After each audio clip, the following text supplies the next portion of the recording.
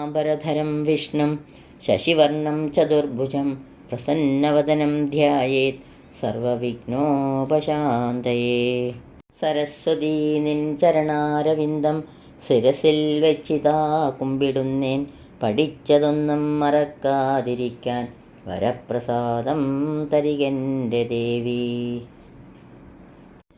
ഏകം നിത്യം വിമലമജലം സർവാദിസാക്ഷിഭൂതം ഭാവാതീതം ത്രിഗുണരഹിതം സദ്ഗുരും തം നമാമി. കൃഷ്ണായ വാസുദേവായ ദേവകീനന്ദനായ ച നന്ദഗോപകുമാരായ ഗോവിന്ദായ നമോ നമഃ. സരസിജനിലയേ സരോജഹസ്തേ ധവളതമാം ശുഗന്ധമാല്യശോഭേ ഭഗവതി ഹരിവല്ലഭേ മനോജ്ഞേ ത്രിഭുവനഭൂതികരി പ്രസീദ മഹ്യം. നമോസ്തു ഹേമാംബുജപീഡികായൈ നമോസ്തു ഭൂമണ്ഡലനായികായൈ നമോസ്തു ദേവാദിദയാപരായൈ നമോസ്തു ശാർഗായുധവല്ലഭായൈ. ഓം ശ്രീ ജഗദംബികായൈ നമഃ. സർവത്ര ദേവീ നാമസങ്കീർത്തനം. ശ്രീ മഹാദേവ്യൈ നമഃ. എല്ലാവർക്കും നമസ്കാരം. ശ്രീ ശങ്കരാചാര്യ രചിച്ച സൗന്ദര്യലഹരിയിലെ 61 മുതൽ 65 കൂടിയുള്ള ശ്ലോകങ്ങളാണ് ഇന്നിവിടെ സ്മരിക്കുന്നത്. ശ്ലോകം 61. അസൗ നാസാവംശ തുഹിനഗിരിവംശധ്വജപടി ത്വദീയോ നേദീയ ഫലദ് ബലമസ്മാകമുചിതം വഹന്ത്യന്തർമുക്താഃ ശിശിരകരനിശ്വാസഗളിതം സമൃദ്ധ്യായത്താസാം ബഹിരഭിജമുക്താമണിധര. തുഹിനഗിരിവംശധ്വജപടി ഹിമാചല വംശത്തിൻ്റെ പതാകയായുള്ള ദേവി, ത്വദീയ നിന്തിരുവടി സംബന്ധിച്ച്, നാസാവംശ നാസികയാവുന്ന മുളന്തണ്ട്, അസ്മാകം ഞങ്ങൾക്ക്, ഉചിതമായ ഫലം ഫലത്തെ, നേദീയ ഏറ്റവും അടുത്തുള്ള, ഫലതു ബലിപ്പിക്കട്ടെ, അന്ത ഉള്ളിൽ, മുക്ത മുത്തുകളെ, വഹതി ധരിക്കുന്നു,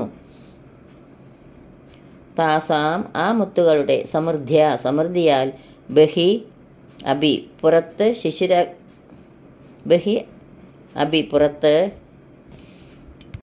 ശിശിരകര നിശ്വാസഗളിതം ചന്ദ്രസ്വരൂപമായ ഇടത്തെ നാസാദ്വാരത്തിൽ നിന്നുള്ള നിശ്വാസത്താൽ പുറത്ത് വീഴപ്പെട്ടത്, മുക്താമണിധര മുത്തുമണിയെ ധരിപ്പിക്കുന്നത്.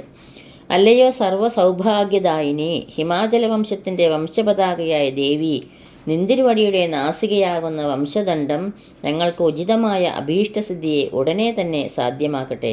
നിന്തിരുവടിയുടെ നാസികയാകുന്ന വംശദണ്ഡം അന്തർഭാഗത്ത് മുത്തുമണികളെ ധരിച്ചിരിക്കുന്നു. മുത്തുമണികൾ നിറഞ്ഞിരിക്കുന്നതിനാൽ ഇടത്തെ നാസാദ്വാരത്തിൽ നിന്നുമുള്ള നിശ്വാസവായുവിനാൽ വഴുതി വീണ മുത്തുമണിയെ പുറത്ത് ആഭരണമായി നിന്തിരുവടി ധരിച്ചിരിക്കുന്നു. മഹാദേവിയുടെ നാസികയുടെ ദൈവീകതയാണ് ആചാര്യൻ ഈ ശ്ലോകത്തിൽ വർണ്ണിക്കുന്നത്. ഹിമവാന്റെ പുത്രിയായ പാർവതീദേവിയെയാണ് ആചാര്യൻ ഇവിടെ ഭാവന ചെയ്യുന്നത്. ദേവിയുടെ നാസിക ഹിമാചല വംശത്തിൻ്റെ ധ്വജപ്രതീകമായി കവി അവതരിപ്പിക്കുന്നു. അങ്ങനെയുള്ള ദേവിയുടെ നാസികയെ സ്മരിക്കുന്ന ഭക്തർക്ക് രാജഗുണം ലഭിക്കുന്നു. രാജഗുണം എന്ന ഇഷ്ടബലസിദ്ധി എന്ന ധ്വനി നാസാവംശ എന്ന പദസൂചനയിലെ വംശ എന്ന വാക്ക് മുളന്തണ്ട് എന്ന അർത്ഥം ഉൾക്കൊള്ളുന്നു. ദേവിയുടെ നാസികയെ കവി മുളന്തണ്ടിനോട് താരതമ്യപ്പെടുത്തിയിരിക്കുന്നു.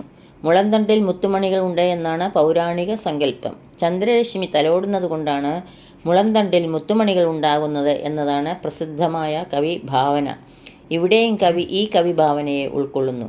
ദേവിയുടെ നാസിക ആകുന്ന മുളന്തണ്ടിൽ മുത്തുമണികൾ നിറഞ്ഞിരിക്കുന്നു. യോഗശാസ്ത്ര സിദ്ധാന്തപ്രകാരം ഇടതുമൂക്കിൽ ചന്ദ്രസാന്നിധ്യം സമർത്ഥിക്കുന്നു. ഇടത് നാസാദ്വാരത്തിലൂടെ ബഹിർഗമിക്കുന്ന ചന്ദ്രഹേതുവായ ശീതവായു എന്ന നിശ്വാസമാകുന്നു. അതിലൂടെ ദേവിയുടെ നാസിക വംശത്തിലെ മുത്തും ബഹിർഗമിക്കുന്നു. ദേവിയുടെ നിശ്വാസം പോലും ഭക്തന് ഇഷ്ടബലത്തെ നൽകുന്നു എന്ന് കവി ഇവിടെ സമർത്ഥിക്കുന്നു. പുറത്തേക്ക് ബഹിർഗമിച്ച മുത്ത് ദേവി തൻ്റെ നാസാഭരണമായി ഉപയോഗപ്പെടുത്തുന്നു എന്ന് കൂടി കവി ആലങ്കാരികമായി പറയുന്നു. ദേവിയുടെ നാസികയുടെ ധ്യാനം ഭക്തന് സമൃദ്ധിയെ പ്രദാനം ചെയ്യുന്നു എന്നതാണ് ഈ ശ്ലോകത്തിൻ്റെ ഫലസിദ്ധി. ശ്ലോകം 62. പ്രകൃത്യാരക്തായാസ്തവ സുദതിദന്തച്ഛതരുജേ പ്രവക്ഷേ സാദൃശ്യം ജനേതു ഫലം വിദ്രുമലതാ ന ബിംബം തദ്ബിംബ പ്രതിഫലനരാഗാതരുണിതം തുലാമധ്യാരോഢ്യം കഥമിവ വിലജ്ജേതകലയാ. സുദതി മനോഹരമായ ദന്തങ്ങളോട് കൂടിയത്, പ്രകൃത്യ സ്വാഭാവികമായ, ആരക്തായ രക്തവർണ്ണത്തോടു കൂടിയത്, ദന്തച്ഛതരുജേ അധരകാന്തിയോട് കൂടിയത്, പ്രവക്ഷേ പറയുന്നത്, വിദ്രുമലത പവിഴക്കൊടി, സാദൃശ്യം സാമ്യപ്പെട്ടത്, ജനയതു ജനിപ്പിക്കട്ടെ, ബിംബം തൊണ്ടിപ്പഴം, തദ്ബിംബ പ്രതിഫല നരാഗാതരു അരുണിതം ആ അധരബിംബത്തിൻ്റെ പ്രതിബിംബത്തിൽ സിദ്ധിച്ച് അരുണവർണ്ണമായി ഭവിച്ചിരിക്കുന്നു. കലയ അഭി അംശം കൊണ്ടുപോലും തുലാം സാദൃശ്യമായത്, കഥമിവ എങ്ങനെ മധ്യാരോഢ്യം പ്രാപിക്കാൻ കഴിയുന്നത്, ന വിലജ്ജേത നാണിച്ചു പോകുന്ന അവസ്ഥ. അല്ലയോ സർവസിദ്ധിപ്രദായിനി, മനോഹരങ്ങളായ ദന്തനിരകളോടുകൂടിയ ദേവി, നിന്തിരുവടിയുടെ ദന്തനിരകളെ മറയ്ക്കുന്ന അധരങ്ങൾ സ്വാഭാവികമായി അരുണവർണ്ണത്തോടു കൂടിയതാണ്. നിന്തിരുവടിയുടെ അധരകാന്തിയെ സാമ്യപ്പെടുത്തി ഞാൻ വർണ്ണിക്കുന്നു. പവിഴക്കൊടിയിൽ നിന്നും പഴമുണ്ടാകുമെങ്കിൽ നിന്തിരുവടിയുടെ അധരകാന്തിക്ക് തുല്യമാണ്. നിന്തിരുവടിയുടെ അധരകാന്തി പ്രതിബിംബിച്ച് തൊണ്ടിപ്പഴം അരുണവർണ്ണം പ്രാപിച്ചെങ്കിലും നിന്തിരുവടിയുടെ അധരകാന്തിയുടെ ഒരംശത്തിൻ്റെ സാദൃശ്യത്തെ പോലും സാധ്യമാക്കാൻ കഴിയാത്ത തൊണ്ടിപ്പഴം എങ്ങനെ ലജ്ജിക്കാതിരിക്കും? ദേവിയുടെ അധരങ്ങളുടെ സൗന്ദര്യം ഈ ശ്ലോകത്തിലൂടെ കവി വർണ്ണിക്കാൻ ശ്രമിക്കുകയാണ്. എന്നാൽ ദേവിയുടെ അധരങ്ങളെ വർണ്ണിക്കാൻ കവി അശക്തനായി പിന്മാറുന്നു. സുദതി എന്നാൽ ശോഭനമായ ദന്തത്തോടു കൂടിയത് എന്ന് ഒരു പദസൂചനയിലൂടെ ദേവിയുടെ ദന്തങ്ങളെ കവി വർണ്ണിച്ചു. ശേഷം സ്വാഭാവികമായി തന്നെ രക്തവർണ്ണമായ അധരങ്ങളുടെ യഥാർത്ഥ നിറം ബാഹ്യപ്രകൃതിയുമായി താരതമ്യപ്പെടുത്താൻ ശ്രമിച്ചിട്ട് കവി തന്നെ പരാജയം സമ്മതിക്കുന്നു. ദേവിയുടെ അധരവർണ്ണം പ്രതിഫലിച്ചാണ് തൊണ്ടിപ്പഴം ചുവപ്പ് നിറം പ്രാപിച്ചത് എന്ന് കവി സൂചന നൽകുന്നു. എന്നാൽ തൊണ്ടിപ്പഴത്തിന് ദേവിയുടെ അധരവർണ്ണത്തിൻ്റെ ഒരംശത്തെപ്പോലും പ്രതിഫലിപ്പിക്കാൻ കഴിഞ്ഞിട്ടില്ല എന്ന് കവി പറയുമ്പോൾ ദേവിയുടെ അധരവർണ്ണത്തിൻ്റെ താരതമ്യപ്പെടുത്തൽ അസാധ്യമായി മാറുന്നു.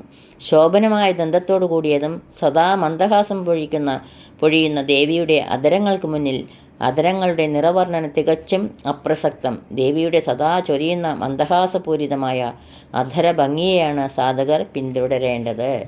ശ്ലോകം 63. സ്മിതജ്യോത്സ്നാജാലം തവ വദനചന്ദ്രസ്യ പിബതാം ചകോരാണാമാസീദതിരസതയാ ചഞ്ജുജടിമ അധസ്തേ ശീതാംശോരമൃതലഹരീ മാം മ്ലരുജയ പിബന്തി സ്വച്ഛന്തം നിശി നിശി ഭൃശം കാഞ്ചികതിയ. വദനചന്ദ്രസ് മുഖമാകുന്ന ചന്ദ്രൻ്റെ സ്മിതജ്യോത്സ്നാജാലം മന്ദഹാസമാകുന്ന ചന്ദ്രികയുടെ സമൂഹം പിബതാം കുടിക്കുന്നത് ചകോരപക്ഷികൾ അതിരസതയ അതിയായ മാധുര്യത്തോടു കൂടിയത് ചഞ്ജുജടിമ ചുണ്ടുകളുടെ മരവിപ്പ് ആസീത് ഭവിച്ചത് അതുകാരണം തേ ആ ചകോരപക്ഷികൾ മ്ലരുചയ പുളിരസത്തിൽ താൽപ്പര്യമുള്ളവരായി നിശി നിശി രാത്രി തോറും ശീതാംശോ ചന്ദ്രൻ്റെ അമൃതലഹരിയും അമൃതപ്രവാഹത്തെ കാഞ്ചിക ധിയ പുളിച്ച കാടിയാണെന്ന് കരുതി സ്വച്ഛന്തം യഥേഷ്ടം വൃഷം ധാരാളമായി പിബന്തി കുടിക്കുന്നു. അല്ലയോ വിദ്യാരൂപിണി, നിന്തിരുവടിയുടെ മുഖമാകുന്ന ചന്ദ്രൻ്റെ മന്ദഹാസമാകുന്ന നിലാവ് പാനം ചെയ്ത ചകോരപക്ഷികൾക്ക് അതിൻ്റെ അത്യധികമായ മാധുര്യം കാരണം നാക്കിന് മരവിപ്പ് അനുഭവപ്പെട്ടും അതിനാൽ അവ പുളിരസത്തിൽ താൽപ്പര്യമുള്ളവരായി ചന്ദ്രൻ്റെ കിരണങ്ങളെ പുളിച്ച കാടി എന്ന് കരുതി ചന്ദ്രൻ്റെ അമൃതമയമായ ചന്ദ്രികാ പ്രവാഹത്തെ യഥേഷ്ടം പാനം ചെയ്യുന്നു. ദേവിയുടെ മന്ദഹാസ കാന്തിയെ കവി ഭാവനയുടെ ഉത്തുംഗാവസ്ഥയിൽ നിലനിർത്തിക്കൊണ്ട് ഈ ശ്ലോകത്തിൽ വർണ്ണിക്കുകയാണ്. ദേവിയുടെ മന്ദസ്മിതമാണ് അനുഗ്രഹകലയായി കണക്കാക്കുന്നത്. അങ്ങനെയുള്ള ദേവിയുടെ മന്ദസ്മിതം നേരിട്ട് വർണ്ണിക്കുന്ന ശ്ലോകമായതുകൊണ്ട് ഈ ശ്ലോകം താന്ത്രിക പ്രാധാന്യം അർഹിക്കുന്നു. ഭുവനേശ്വരി മന്ത്രബീജമാണ് ഇതിലെ മന്ത്രാക്ഷരമായി കണക്കാക്കുന്നത്. ശ്ലോകം 64. അവിശ്രാന്തം പത്യു ഗുണഗണകഥാമേടന ജപാ പുഷ്പച്ഛായ തവ ജനനി ജിഹ്വാ ജയതി സ യദഗ്രാസീനായാഹ സ്ഫടിക ദൃഷത ദൃഷദച്ഛ വിമയി സരസ്വത്യാമൂർത്തി പരിണമതി മാണിക്യവപുഷ. അവിശ്രാന്തം വിശ്രമമില്ലാതെ പതിയുടെ ഗുണഗണ കഥാമേടന ജപ ഗുണഗണങ്ങളെ ആവർത്തിച്ച് ജപിക്കുന്ന സ്വഭാവത്തോടു കൂടിയത്. സ ജിഹ്വ ആ നാവ് ജപാപുഷ്പച്ചായ ചെമ്പരത്തിപ്പൂവിനെ പോലെ ചമന്നത്. ജയതി അതിശയത്തോടെ വിജയിക്കുന്നത്.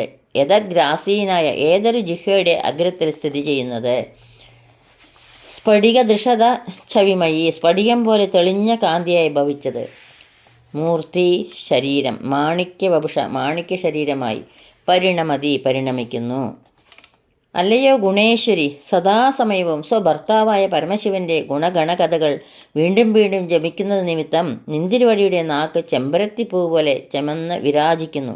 ആ നാവിൻ്റെ അഗ്രഭാഗത്ത് സരസ്വതി ദേവി ആസനസ്ഥയായിരിക്കുന്നതിനാൽ സ്ഫടിക ധവളമായ കാന്തിയുള്ള ശരീരം പത്മരാഗ സദൃശമായി പരിണമിക്കുന്നു.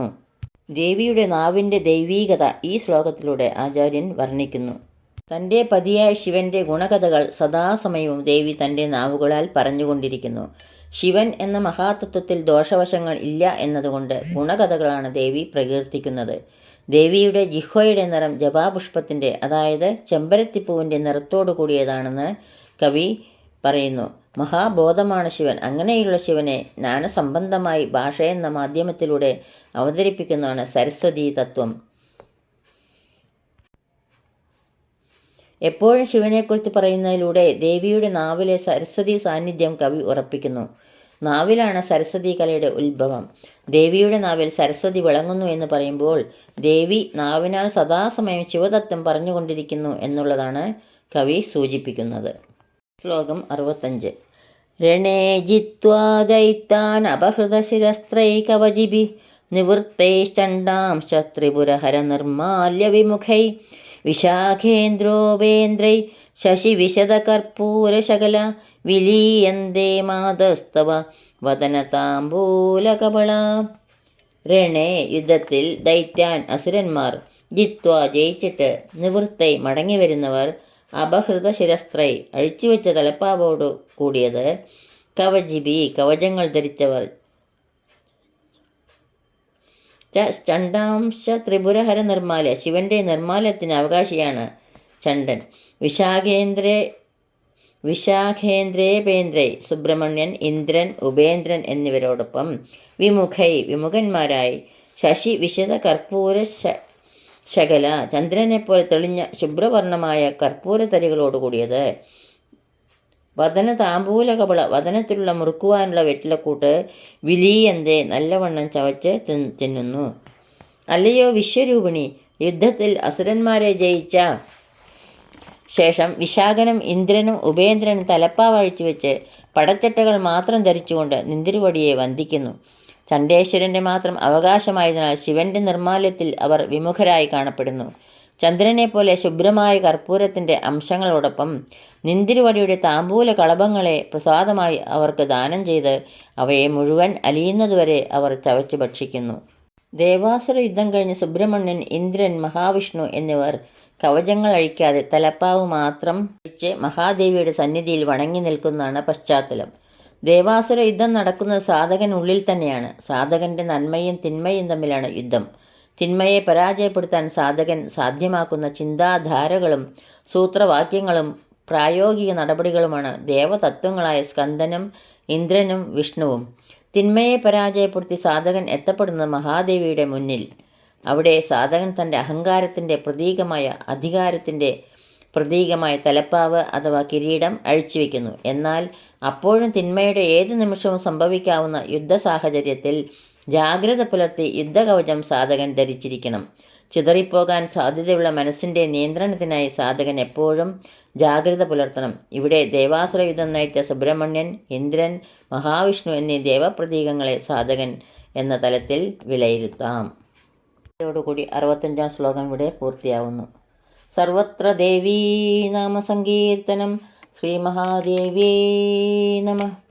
ഓം ശ്രീ ജഗദംബികായൈ നമഃ.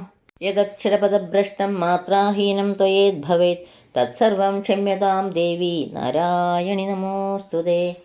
കായേന വാചാ മനസേന്ദ്രിയർവാ ബുദ്ധ്യാത്മനാ വാ പ്രകൃതേ സ്വഭാവാത് കരോമി യദ്യത് സകലം പരസ്മൈ നാരായണായേതി സമർപ്പയാമി. സർവം നാരായണായേതി സമർപ്പയാമി.